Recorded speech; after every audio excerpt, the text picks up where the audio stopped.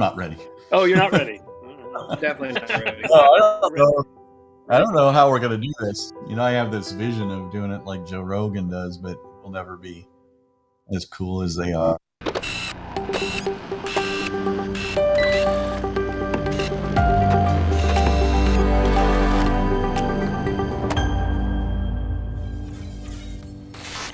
Hey everyone, welcome to DirectConnect. This is another new series that we're doing here at Archer, where we're going to just do it kind of like a fireside chat with a bunch of us. We'll have different people coming in and out. Today I have myself, Stacy Bresler, from Archer Energy Solutions. I come from years ago doing audits for WEC and working in the utility space at Pacific Core, done kind of considerable amount of silly stuff all over the place. So we also have Leonard Chamberlin with us. Hey, Leonard.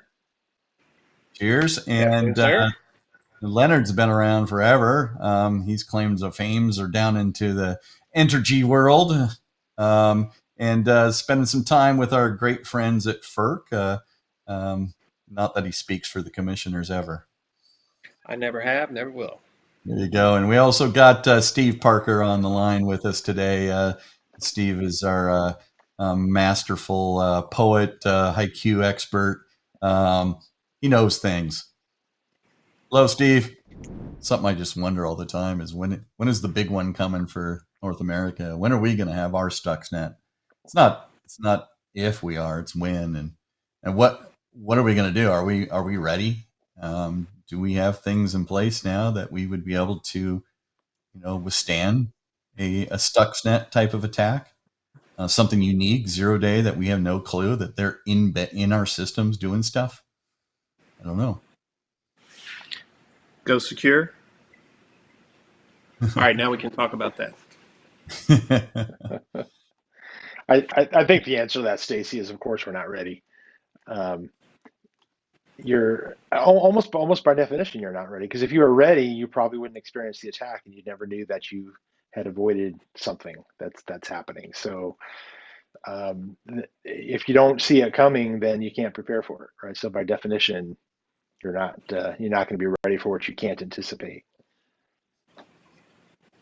Well, we do a lot of things as an industry. It's just, is it enough? Are we really coordinating? I mean, we have a GridSec con, we have the GridX.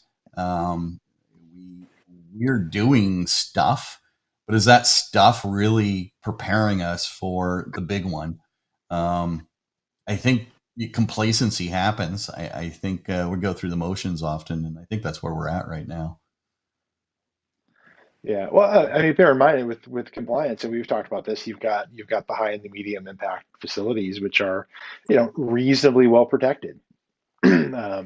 Even just accounting for the SIP standards, there's some reasonable measures of protection there. But low impact is another story, and then everything else that's not covered by NERC SIP, theoretically at least, has no protections. I mean, the reality is there are some there, but in most cases, the protections are considerably less than even the low impact level.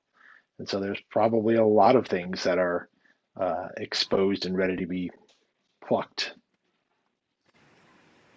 Yeah, and I think it's inevitable that you're going to have something that's going to be plucked, something's going to hit. But how do you recover? Are we ready to recover? You often hear from a number of the old timers in operations is that we can come back from anything because that's what we do best in this industry. And I think to some extent it's true, but I mean, the reliance on technology has got so much bigger over the last decade, over the last 20 years. I wonder if, all that telemetry that we're gathering and need to make decisions, whether we have people in place now in operations that know how to recover without that technology. I was thinking of you, Leonard. You went through, Katrina back in the day. So, I mean, that's been a long time now, right? And that was devastating. Yep. What was that?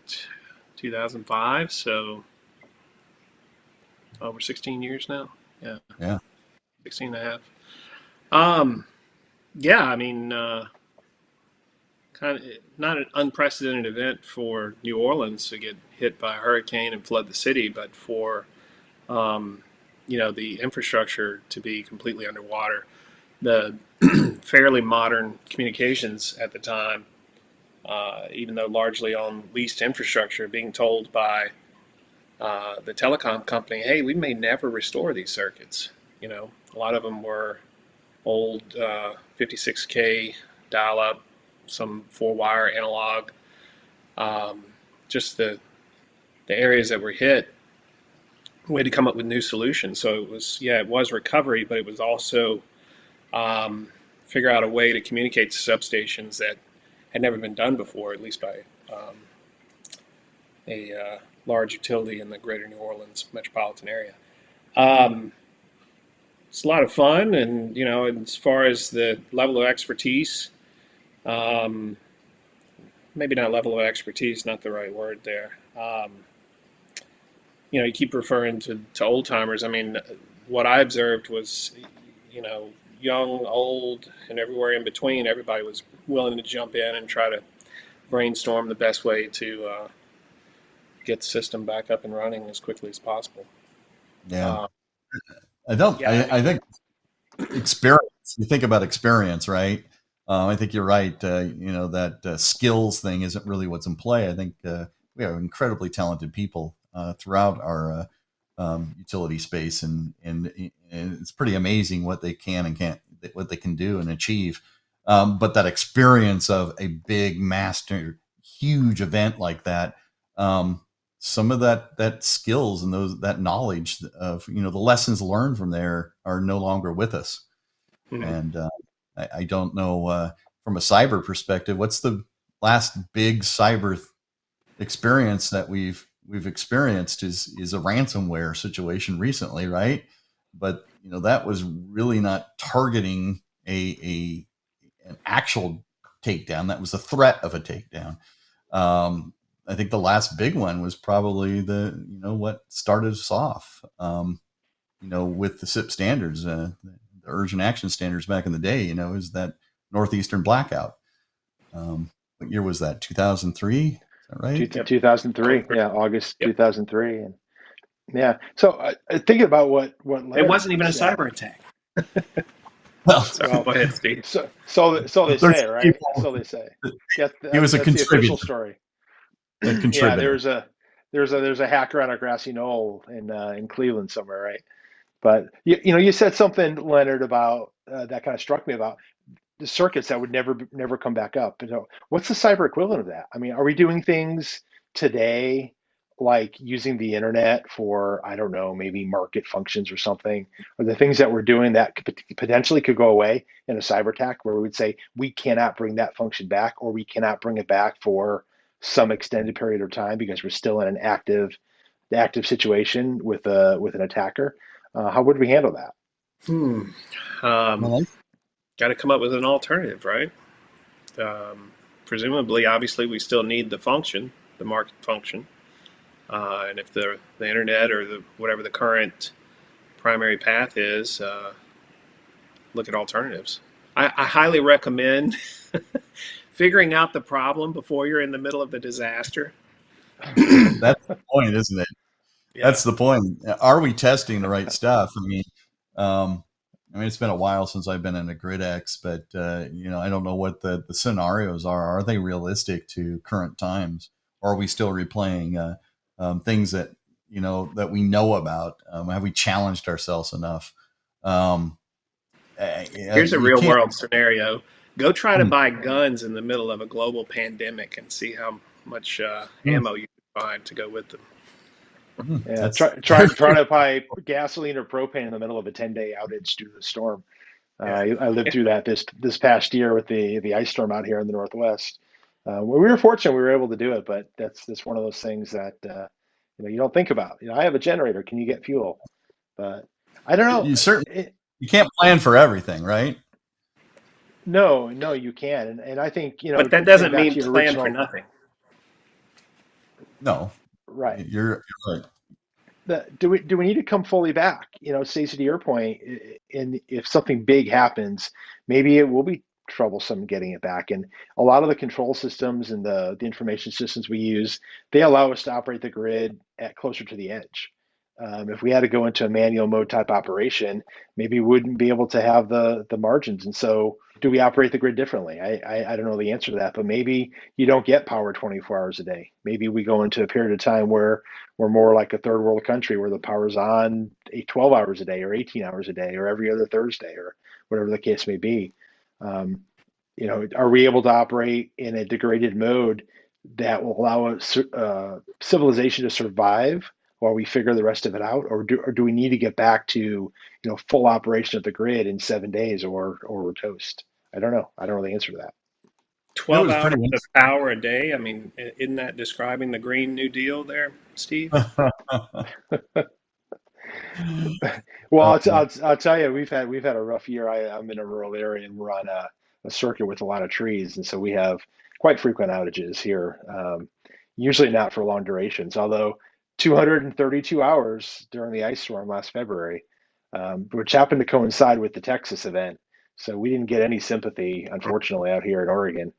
Texas got all the attention, so we were like the middle child or something during that one. what's interesting to me though is that you know we have these natural disasters and we tend to be able to recover from them pretty well. But we also had something pretty unique recently over the last 2 years, is we had this pandemic. Um, we had to figure out how to operate, how we're going to deal with that to some extent. I think that opened up a few eyes, that some of this remote technology is going to be dependent. We're going to be depending on it in a certain circumstances, and is that going to be available when we need it? Um, it definitely helped in the case of where we needed to do remote work, and even operators were able to do some remote work through these technologies that we've been playing around but really put in force during these times. But that's a new consideration. It might become more normal to be operating remote and have your staff all over the place. But what if that backbone, the internet backbone's gone? What if you can't get Cisco VPN to work anymore because Cisco's been compromised? I don't Or know. or what if it's non-compliant with SIP to let your system operators run the grid from their living room? We hope we can have Right? those arguments Did with the did we not talk regulators. about security versus compliance and all that? And Yeah. you know, Stacy, I'm sure you remember conversations we had back in the day with the late great Mike Asante about, I remember him very specifically telling us as auditors. He said, and I roughly quote, he said, "I can't go up to Capitol Hill and tell senators that someone can operate the power grid from their living room." And we had the conversation on remote access and what was permissible and what was not. And FERC weighed in on that with respect to, I believe it was Progress Energy put in a request for interpretation regarding that exact scenario, using laptops as emergency access. If they had to evacuate a control center, they could take the laptops and go down to Starbucks and get back in and operate if they needed to. And I think in we saw it with COVID. FERC and NERC were very lenient. They actually published a position and said, hey, if you cannot do something compliance wise due to COVID, talk to us about it, and they can exercise enforcement discretion. And I would expect that they would do that in that sort of a situation, right? Reliability, getting the power back on, is always going to be more important than compliance. Um, but it's still a consideration, is it not? It is. I think about what you just said about back in the day when Mike Asante was talking to us about that. He was like, "Wow, how horrible would that be if somebody was doing that? That's just bad idea. That's a bad security position." But I wonder if it's so bad anymore. I mean, we got some very strong technologies out there. Is it bad to be operating an operator working from a remote location? Is that a horrible thought? Well, I it's don't not know. as inconceivable as it was, say, 15 years ago. Yeah. Would that require the Starbucks to be identified as the control center, Steve? It would be a critical coffee asset, I believe, something of that nature. But that speaks to the need for the standards to be flexible, to be constantly growing and changing with technology and capabilities. And I think Agreed. to some extent, to the way the standards has been written, we are doing maturation over time, but they're kind of painful. Not to knock Hmm. the NERC or anybody, because I think they do all hard work, and the SDT does hard work, but it is a slow process, and I'm not sure it's keeping up with the times. And what are we going on? Multiple years talking about virtualization, maybe 5 years. Well, and FERC is warm to the idea. I mean, I can remember times when we talk with FERC staff who are not speaking on behalf of the commission would say, no remote access, no anything, no external connectivity, and now the commission has NOIs out there, and they have formal proceedings looking at, can we operate in the cloud? Is that something that can actually be done? So things that were unthinkable are no longer unthinkable, and they may eventually become doable.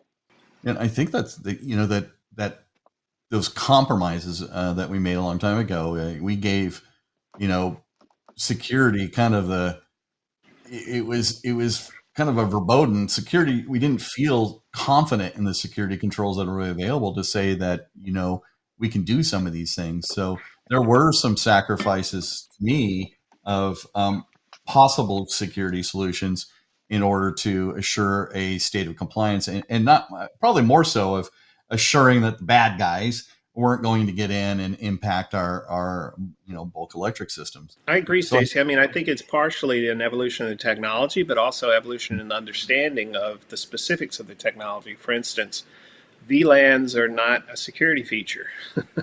VLANing off your network, although generally under the virtualization umbrella, that's not a great security posture to have. Does it solve some segmentation issues and traffic management? Sure. But leaning on that as your access point solution for SIP5 is not a winning strategy, in my opinion. You think about, Steve and I were there for the very first audits. Matter of fact, I think I was. Were you there, Steve, for the very first audit of? I was the latecomer. I was on about the third or the fourth one, so I'm definitely a newbie to this. So out here in the West, being from WEC, we had the opportunity of going out and being the guinea pigs for the industry. And I remember our first time going out and talking to the utilities, it was shock. It was shock and awe that we would even expect some of the simplest security things in their environment. I remember one case, somebody telling me, what do you mean? Our standard is to use McAfee for our antivirus. Why would we even try to look at something else to put on these 5 different machines? Because McAfee doesn't work on them. So we're not going to put them on there. Or you would see process controls on a flat network. And you're going, there's no controls here. And that's only we're talking 2007, 2008 timeframe. And now you wouldn't dead at a utility without firewalls, without antivirus on the proper systems. It's electric amazing. Utilities, Stacy. Electric utilities. You go into some of the other sectors that won't. I won't mention any other sectors, but there are some where you could probably still find some non-segmented networks, especially in the smaller organizations.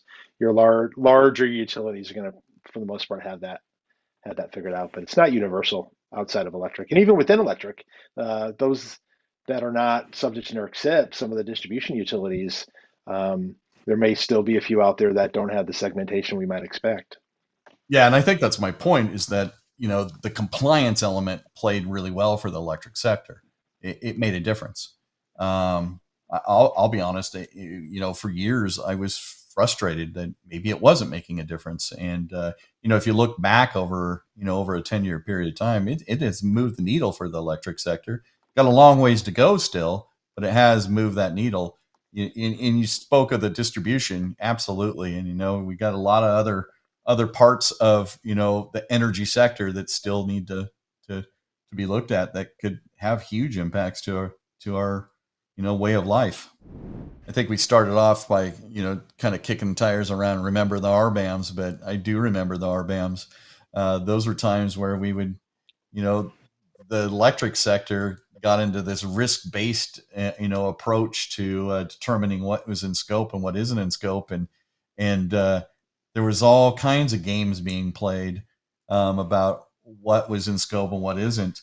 Um, and I think, if you look at it today, even for organizations that aren't under any kind of cybersecurity regulation or operations reliability regulations, that the knowledge over the multiple years about how the impact of poor security or poor controls or poor reliability actions have on a utility in the energy sector is more well known now.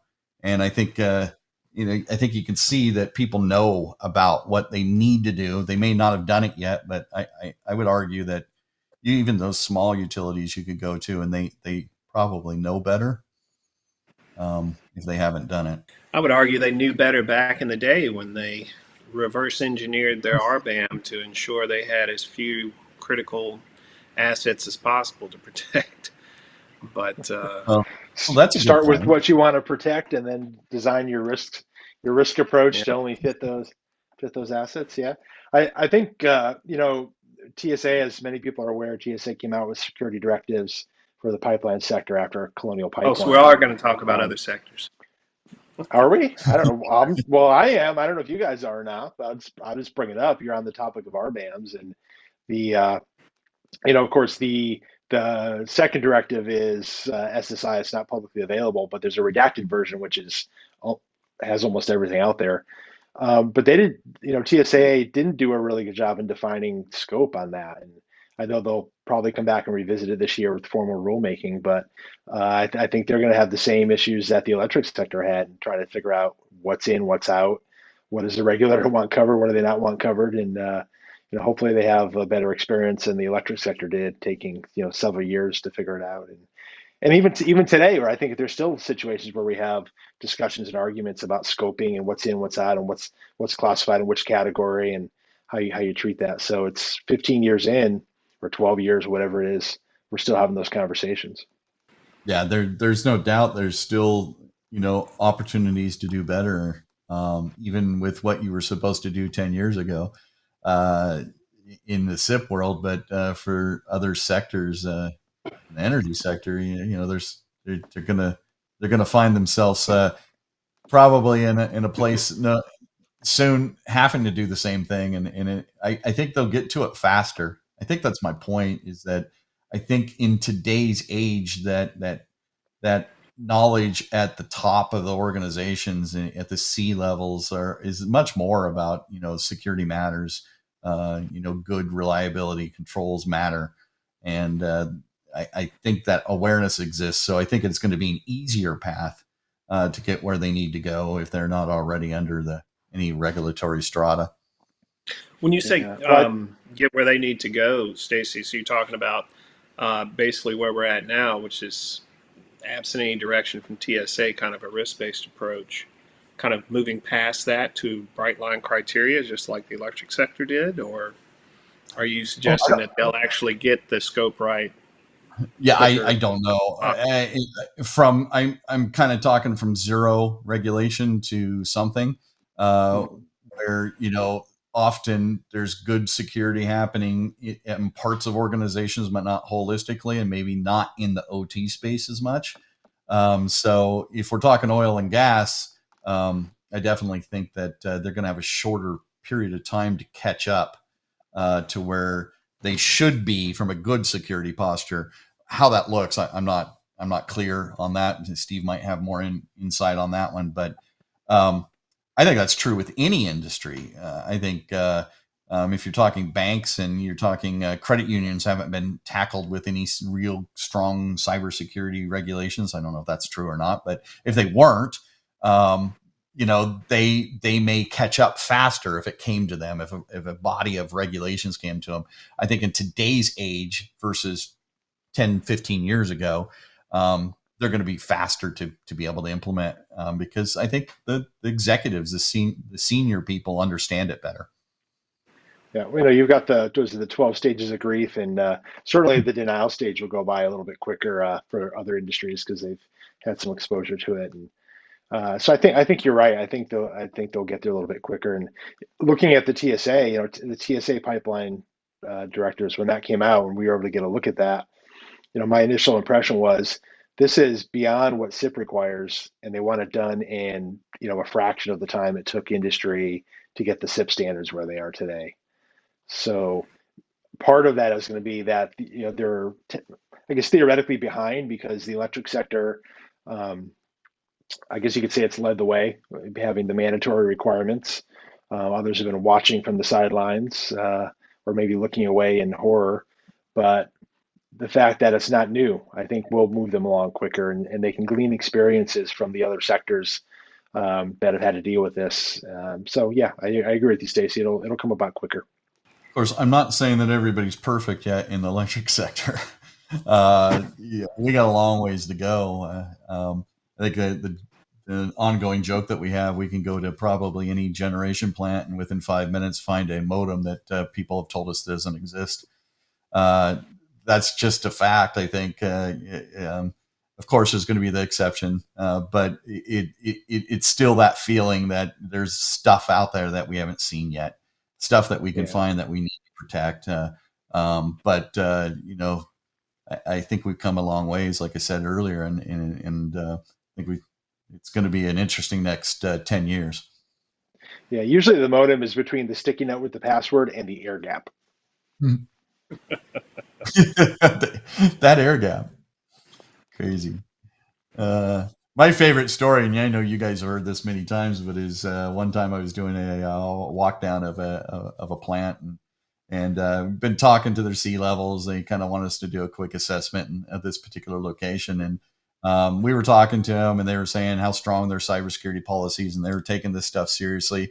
They weren't, SIP didn't matter to them at the time, but they were going to take SIP and adopt it and really cared and been working on this. And we asked the simple question is, do you have any modems? And absolutely not. We don't have any external connectivity at all in our control center. So the first thing we do is we walk down there and there's no doors on the control center to start with. And I'm going, no, there's no physical security here either.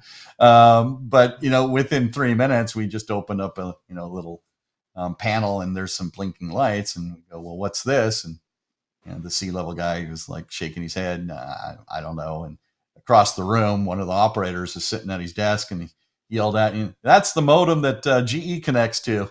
It was hilarious. I mean, immediately, beat red face and everything. And, but I think that's true in a lot of places. There's a lot of unknown still in especially large plants that haven't been touched. You're going to find those things. Yeah, there's always exceptions to the rule. When you make a categorical statement, there's always an exception. Very rare for there not to be an exception. And that goes both ways. It's organizations that are worried often brings us in. They're really concerned and they're actually sometimes really good from a security perspective, but may not be so good from a compliance role. That compliance tax, that compliance overview sometimes makes you look worse than you are. Yeah. So I'll tell a story. You told the story. I'll tell a story on the air gap topic. Similar experience. I was sitting in a meeting once with relatively small utility. It was this different sector. It wasn't the electric sector. It was a different sector. And we're sitting around with some regulators and talking to a plant manager of a facility. And he stated that they had an air gap, that they were air gap. There's no outside connections, very, very similar. And so subsequent question was, what do you do if there's a problem at the plant after hours? And the general manager said, well, my chief engineer has a laptop. And it's only that laptop, but he can get in from home and look around and see if there's something wrong through the air gap. Apparently, I'm not sure they understood the meaning of the term. Yeah, those. It's the data diodes. I got one going for this direction and another data diode going for this direction. For those stories too. Like, wait, weren't you supposed to be restricting so everything only went one way? Anyway. Yeah. On a serious note, though, there's, what I've seen happen quite often is that you'll ask a question and they'll make a categorical statement when the statement is really true for a majority of the assets, but not all of them. So do you run oh yeah, we run antivirus on all of our stuff. And what they mean is they run it on all the Windows and Linux and Unix servers, and maybe if they've got a Mac laying around, but they don't it's almost as if they don't understand the scope of the question. They think the scope of the question applies only to where it makes sense, right? Well, of course we're not going to put antivirus on our PLCs. Yeah, that was the question, right? Do you run antivirus on everything?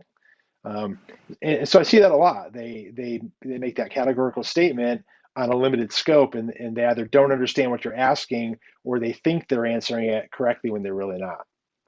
Yeah, almost, kind of going back to the early days of SIP and arguing with engineers on why we needed some of these cyber controls, and they're not following. It's like, well, they make the argument, well, if you're already in the control house, you can do a lot more damage, just flipping the breaker on and off. And funny enough, that was the whole Aurora attack uh, back in the pre-Stuxnet days. Not a cyber attack; it was a physical attack executed via cyber means, remote access, just to demonstrate it was possible. But engineers at the time, why would anybody just sit there and toggle the breaker on and off? Yeah, eventually it's going to close out a phase and it's going to blow up. I remember one time walking through a generation plant, and um, I think I was kidding like the day before about, I think there was some kind of PlayStation hack that was in play, a call dial home kind of thing or something. Maybe it was months before, but I went and visited a particular plant and walking around, and sure enough, there was at a operator's desk an Xbox, and one of the original ones just sitting there. And I was going, oh, that's interesting. I wonder what they have that plugged in, thinking that it has to be just plugged into a TV or something. But sure enough, it was plugged right into their operations network there on the corporate side. But it's very interesting. The things that you find that people used to do. I don't think you're going to find a lot of that everywhere anymore. I think there's a lot more awareness about the challenges of using plugging in your phone to your desktop, or having two NICs into your workstation, acting as a bastion station between a corporate network and an operations network. So it's just this ongoing thing, and but I think the needle has moved quite a bit from where it used to be, and it feels good after 10 years to see some of that. If you sit back and you just go, wow, a lot has changed, and changed to the positive. Of course, on the flip side, you're looking to the future and you're looking at what you're seeing now, and you go, wow, we got a long ways still to go, and we do a long ways to go. But so much better. I'll never forget going into a control center, and one of the displays on the wall had the DVD menu of Moulin Rouge burned into it. They weren't they weren't watching the movie, but at some point they had just left it on the DVD menu and burned it into the screen. That was great. I wonder how many operators hate us security guys. They used to have it good. And speaking of walkthroughs, one of the things I joke about, it's really only half joking, but you go to a control center, I always ask them where the barbecue is, because there was actually an issue early on in the SIP days. Going to your point, Stacy, on cultural changes, in an operations center, you put some burgers on the grill and you just pop the door open so you can go in and out and not have to, badge in or whatever. If you're carrying a tray of burgers, it's hard to swipe your badge. And that was actually an issue early on until the culture got changed and people started to understand that, no, you can't just prop the door open because you got burgers on the grill or steaks or whatever it is. Not even in Texas, where barbecue is a religion. Well, this is a great conversation, guys. I think this is fun. And, for anyone listening to this is something that we're going to be doing on a regular basis. Just chit chatting about stuff. Hopefully it has some value to you.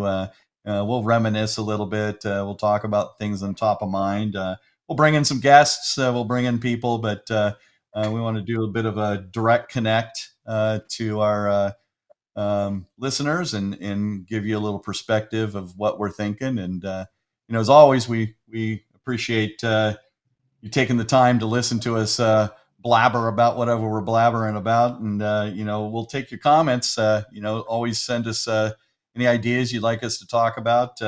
We've been around the block for a while. We don't know everything, but we know quite a bit, and we know a lot of friends that we hopefully can bring in on this platform, and and share some knowledge with you. If you would like to learn more about the Archer team and how we can protect you, visit our website and reach out with a phone call or an email. If you know of a topic or someone you think we should talk to on DirectConnect, please let us know in the comments below.